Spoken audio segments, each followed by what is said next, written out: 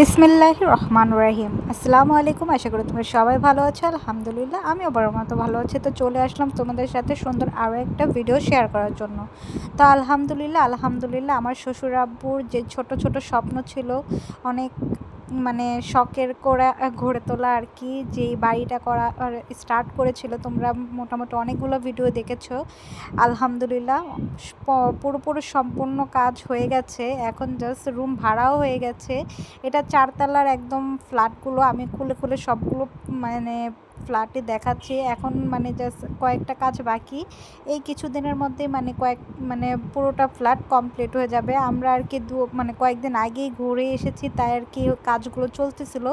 মোটামুটি সব কাজ শেষ আর ভাড়াও হয়ে গেছে। পুরো রুমগুলো এত সুন্দর হয়েছে, আর চারপাশে জাস্ট দেখতে পারবে শুধু আলো আর আলো, কারণ এত সুন্দর বাতাস ছিল আমাদের।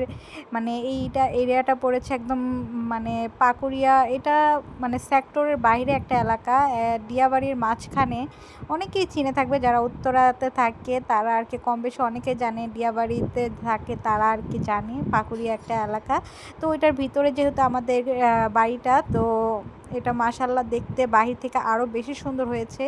তো ফুল অ্যান্ড ফাইনালি কাজ হয়েই গেছে। প্রায় টুকিটাকি কাজগুলো রয়েছে, যেমন মানে বাথরুমের, তারপরে পাকের রুমের কল লাগানো, বেসিন লাগানো, জাস্ট হালকা পাতলা কাজে ছিল। তো দেখো 4 তলার উপরে আর কি আমরা মানে প্রতিটা ফ্ল্যাটের কাজ শেষ। মোটামুটি 4 তলার ফ্ল্যাটের কাজ হয়েই গেছে। এই 1 তারিখ থেকে ভাড়াও হয়ে মানে ভাড়াটিয়ারা উঠবে, তাই আর কি ফাইনালি আমরা দেখতে এসেছিলাম। আলহামদুলিল্লাহ অনেক সুন্দর রং করা হচ্ছে, মোটামুটি রঙের কাজও শেষ। এরপরে চলে গিয়েছিলাম ছাদের উপরে আমাদের ছোট্ট ছাদ বাগানটা দেখার জন্য। তা আব্বু তো ছাদ বাগান করবে আরও সুন্দর করে, ছাদের এক সাইডে বসার জায়গা হবে, যেখানে আমরা এসে হালকা পাতলা মানে সন্ধ্যাবেলা বা বিকালের নাস্তাটা করতে পারবো, এরকম একটা পরিবেশ তৈরি করা হবে এখানে। আর দেখো এই যে এই সাইডে পুরোটা ছাদ বাগান করা হবে। পুরোটা ছাদ বাগানের কিন্তু 2 সাইড বরাবর আব্বু যে মাটি দিয়ে ভর্তি করে উঁচু করে করে দিয়েছে, আর ওই সাইডটা খালি রেখেছে। মানে পুরোটা ছাদ এত সুন্দর, আর এখানে আসলে যে কিউরি মনটা ভরে যাবে, কারণ এত বাতাস ছিল চারপাশে। তো এই যে হালকা হালকা গাছ লাগানো হয়েছে সেগুলোই অনেক গ্রো করতেছে আলহামদুলিল্লাহ। তো সবাই অবশ্যই আমাদের জন্য দোয়া করবেন, আর ভিডিওটা কেমন লেগেছে অবশ্যই জানাতে ভুলবেন না। লাইক শেয়ার বেশি বেশি করে দিবেন, আর অবশ্যই আমার পাশে থেকে আমার চ্যানেলটাকে ফলো করে দিবেন। যারা ফেসবুক থেকে দেখে থাকবেন তারা অবশ্যই ফলো করে নেবেন, যারা ইউটিউব থেকে দেখে থাকবেন তারা সাবস্ক্রাইব করে নেবেন আমার চ্যানেলটা। তো সবাই ভালো থাকবে, সুস্থ থাকবে, আর আমার ভিডিওটা অবশ্যই কেমন লেগেছে কমেন্টস করে জানাতে ভুলবে না। এই ড্রাগন গাছগুলো জানো আমি আমার বাসা থেকে এনেছিলাম, মানে আমার বাবার বাড়ি থেকে, মানে আমাদের ছাদেও আছে এই গাছ। তো এগুলোই ছোট ছোট চারাই এনেছিলাম।